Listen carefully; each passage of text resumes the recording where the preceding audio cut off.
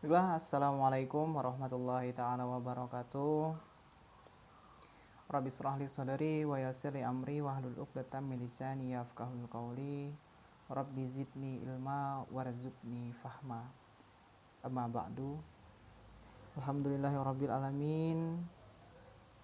Alhamdulillah pada pagi hari ini kita masih semua diberikan kesehatan jasmani maupun rohani oleh Allah Subhanahu wa taala.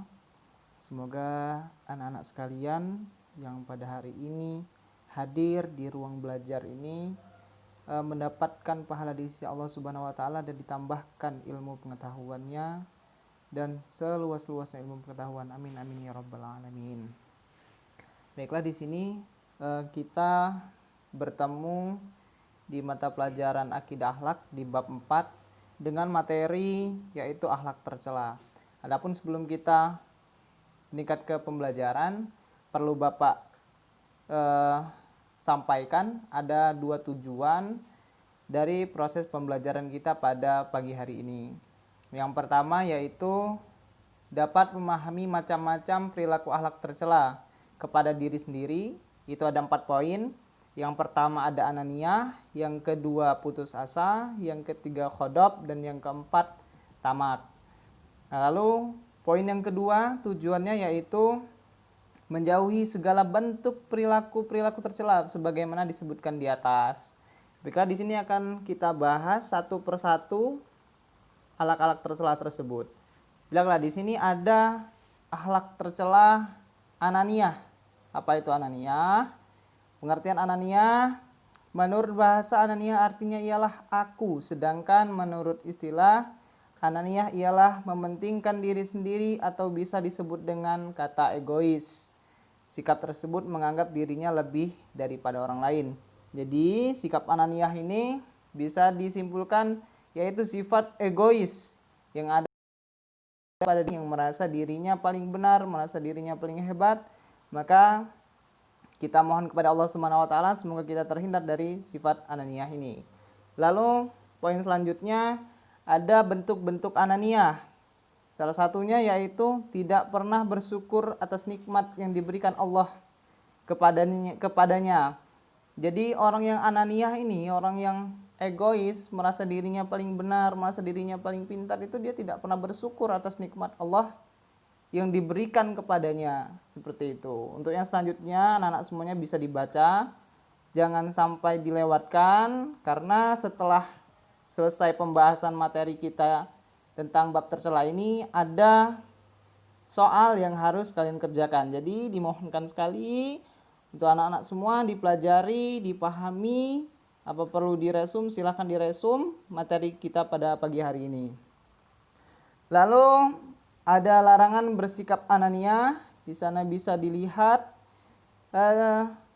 Di sana tertera juga hadis Nabi Muhammad SAW yang artinya Rasulullah menyuruh kita agar kita menghormati manusia, orang lain sesuai dengan kedudukannya. Jadi sifat egois ini salah satunya itu dia tidak mau menghargai atau menghormati orang lain. Maka hal ini sangat buruk, sangat tidak baik. Maka daripada itu sekali lagi teman kita berdoa kepada Allah SWT semoga kita dihilangkan atau dijauhkan dari sifat ananiyah ini. Lalu yang selanjutnya menghindari sikap ananiyah, silahkan dibaca sendiri oleh anak-anak semuanya. Lalu kita langsung ke poin kedua, yaitu putus asa. Apa itu pengertian putus asa? Pengertian putus asa adalah secara sederhana arti putus asa ialah tidak ada harapan, putus harapan atau hilang harapan. Secara umum putus asa artinya sifat yang tidak mempunyai harapan terhadap sesuatu yang menjadi cita-cita, kehendak atau keinginannya. Sesungguhnya sikap atau putus asa ini sangat tidak baik pada diri kita, karena kita selaku manusia tentunya mempunyai cita-cita, mempunyai harapan, tapi ketika kita mendapatkan kegagalan atas apa yang kita usahakan itu jangan pernah kita putus asa. Karena kalau kita putus asa akan jauh dari rahmat Allah Subhanahu wa taala dan kita tidak akan berani lagi mencoba sesuatu itu. Makanya terus berusaha, terus berdoa kepada Allah Subhanahu wa taala semoga kita jauhkan dari sifat-sifat putus asa ini.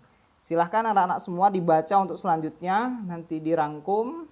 Karena sekali lagi Bapak ingatkan, setelah 4 poin ini dibahas, nanti kita ada soal yang harus kalian kerjakan.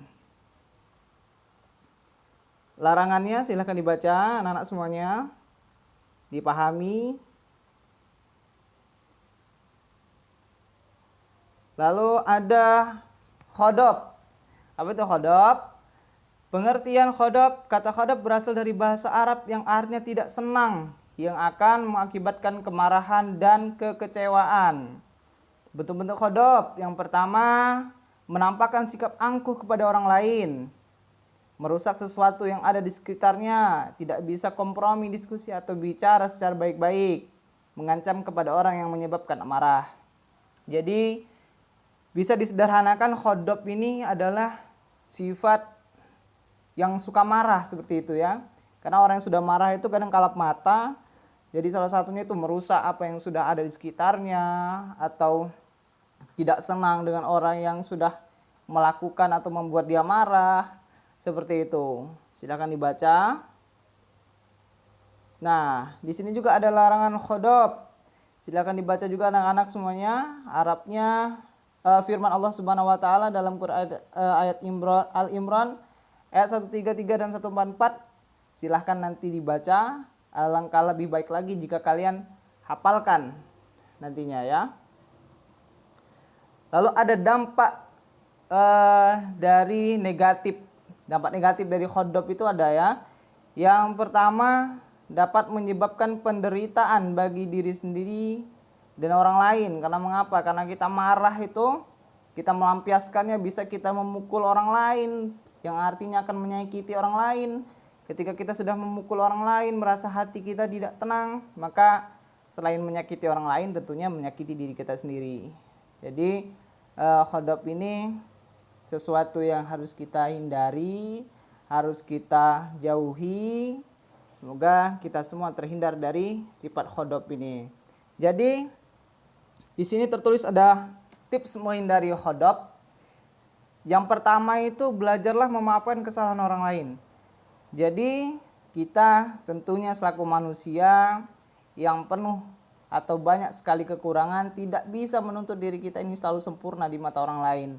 Jadi ketika ada orang tidak senang atau orang yang berlaku tidak adil dengan kita, maka berusahalah memaafkan kesalahan orang lain tersebut. Biarlah Allah Subhanahu wa taala yang memberi balasan seperti itu. Jadi kita harus mempunyai sifat lapang dada, harus saling memaafkan. Sekali lagi silahkan dibaca dengan baik secara seksama. Semoga apa yang dibaca oleh anak sekalian, apa yang kalian pahami bisa menambah khasanah keilmuan kalian dan berguna di kemudian hari. Amin amin ya rabbal alamin. Lalu poin yang keempat, poin yang terakhir, yaitu tamak. Pengertian tamak, kata tamak berasal dari bahasa Arab yang artinya rakus atau serakah.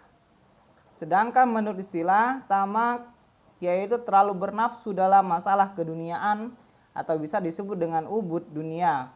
Jadi orang yang ubud dunia ini dia terlalu mengejar keduniaan sehingga lupa dengan akhiratnya. Seharusnya kita bisa menyeimbangkan antara dunia dan akhirat.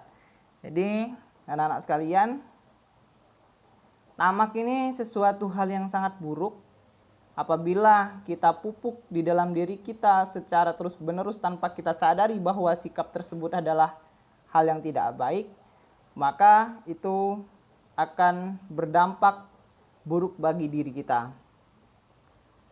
Lalu di sini bentuk-bentuk dari tamak. Yang pertama, tidak pernah merasa puas dengan apa yang telah dimilikinya, karena sifatnya rakus. Jadi orang yang rakus tadi itu tidak pernah merasa puas, apa yang dia miliki merasa kurang, diberi satu ingin dua, diberi dua ingin tiga, diberi tiga ingin empat. Jadi seperti itu, mengejar terus sehingga batinnya tidak tenang.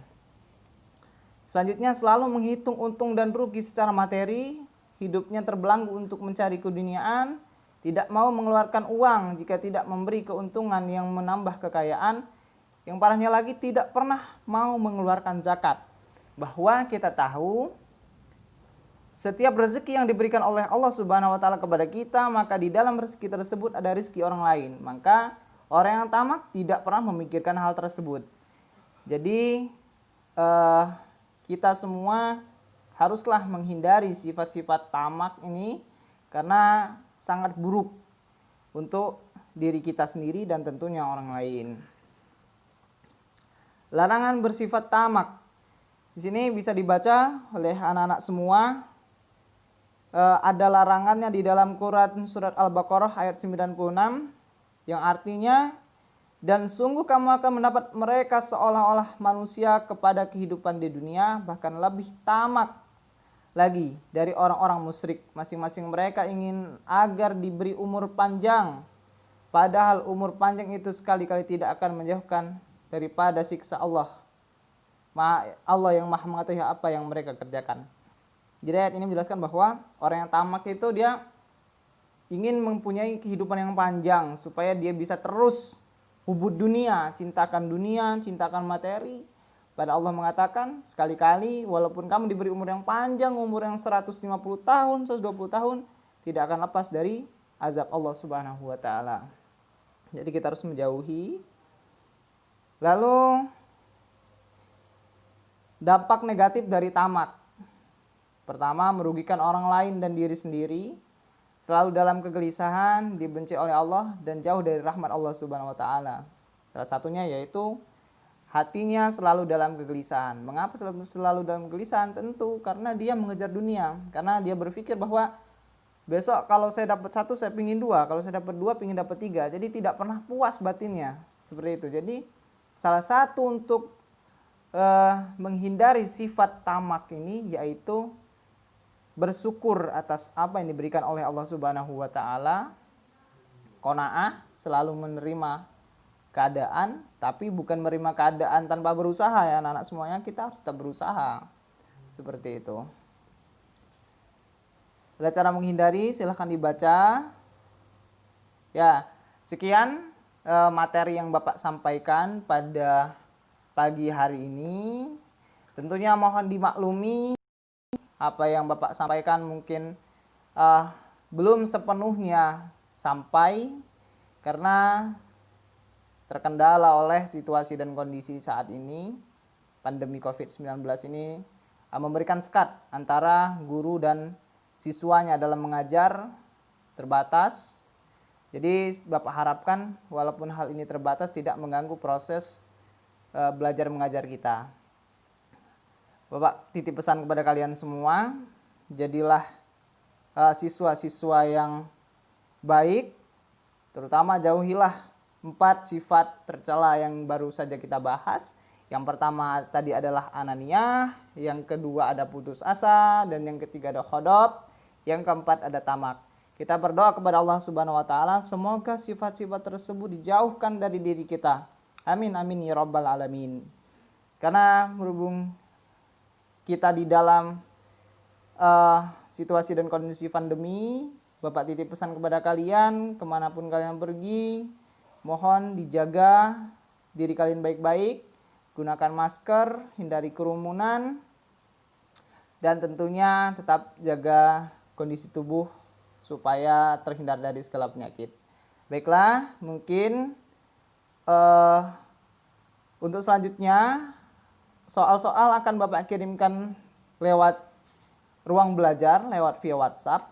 Tapi setelah kalian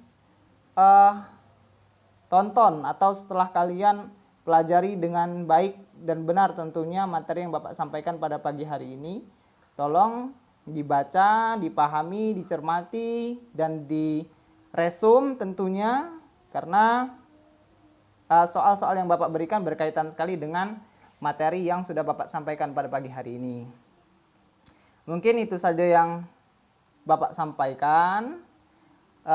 Lebih dan kurang Bapak mohon maaf. Malah kita tutup pelajaran pada pagi hari ini dengan membaca kafaratul majlis. Subhanallah wa bihamdika asyhadu an la ilaha illa anta astaghfiruka wa atubu ilaik. Bapak akhiri, wallahul muwafiq il aqwal mithoriq. Wassalamualaikum warahmatullahi taala wabarakatuh.